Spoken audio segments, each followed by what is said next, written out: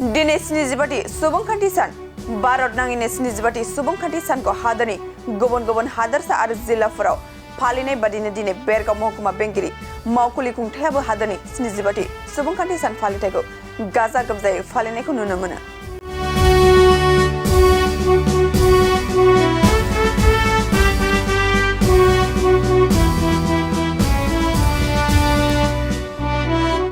बे फालिथायनि हाबाफारि बायदि फुंनि 9 रिंगायाव हादोरनि गोथार फिरफिलाखौ बिरहोयो बेरगाव महकुमा बेंगिरिनि एडिसि पल्लबी कछारिया लोगोसे बिटिआरनि मावफुं सोद्रोमा दावबायसा बर' बारगाव इएम लोमस्राव दैमारि मोनहाबो बाहागो लायो।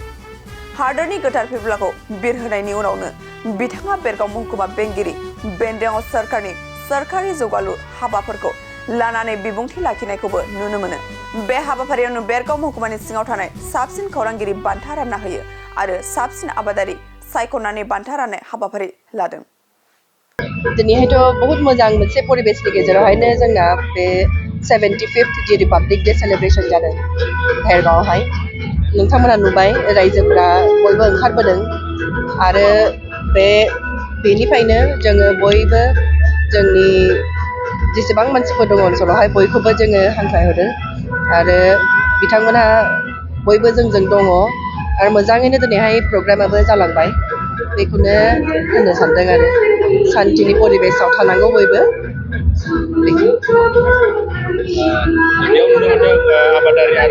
मा होनदों बिदि जोङो एबार बासिनानै लादोंमोन नोंथांमोननि गेजेरनिफ्रायनो सानै साथाम मिडिया पार्सन्सफोर दङ जाय गावनि एरियायावहाय मोजां खामानि मावदों बिथांमोनखौ जोङो दिनैहाय एक्न'लेज खालामदों भेरगाव एडमिनिस्ट्रेसननिफ्राय।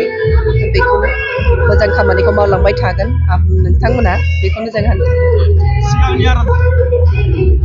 आगोलावहाय जा दङमोन एसे मिलिटेन्सि दङमोन एक्सट्रिमिज्म दङमोन दा बेफोर जेबो गैला। दाथ' सान्थिनि परिबेस आरो मोजाङैनो बयबो ओंखारबोयो गथ' गथायफ्राबो स्कुलफ्राव फैगासिनो दङ। नोंथांमोना नुदों खेल महारनानो जाथों बा सांस्कृतिक महासंग्रामानो जाथों बेबादि दिसावहाय बहुत गथ'फोर ओंखारबोबाय आरो लोगोसे बिथांमोना गेलेनायावबो बहुत मोजां मोजां गथ'फोर दङ कालचारेल लाइनावबो मोजां दङ आरो एबार जि कम्पिटिटिभ एग्जाम्सआवबो जोंनि भेरगाव साब डिभिजननिफ्राय दङ।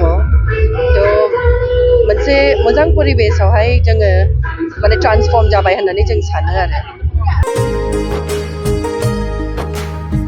मोनसे गोजोनथाव खौरां थुनलाइ मोजां मोनग्रा रायजो राजाफोरनि थाखाय मोनसे गोजोनथाव खौरां। थांनाय बोसोरफोराव खुंफुंबोनाय बायदिनो बिटिआर सरकारनि दैदेननायाव बे 2024 मायथाइयावबो गोजोन आरो खौसेथिखौ सिगाङाव दोननानै थामथि क'क्राझार थुनलाइयारि फोरबो एबा क'क्राझार लिटारेरि फोरबो खुंफुंनो साखाफारा जादों।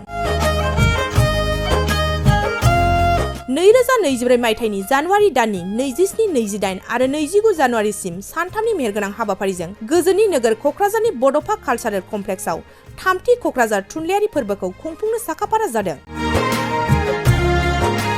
बे फोरबोनि गाहाय थांखियानो जादों बर' राव थुनलाइखौ बुहुमाव सिनायथि होनायजों लोगोसे बे फोरबोआव गुबुन गुबुन हादरनि गुबुन गुबुन हारिनि थुनलाइ लिरगिरिफोरनि रोंगौथिखौ फोरमायलायनाय। बेनिखायनो गासै रायजो राजाफोरखौ लोगोसे गोसो गुदुं थुनलाइ लिरगिरिफोरखौ बाहागो लाफैनो थाखाय बानजाय आफादा खावलायहरदों। हारिनि राव थुनलाइ जौगाहोनो गायसननो हारि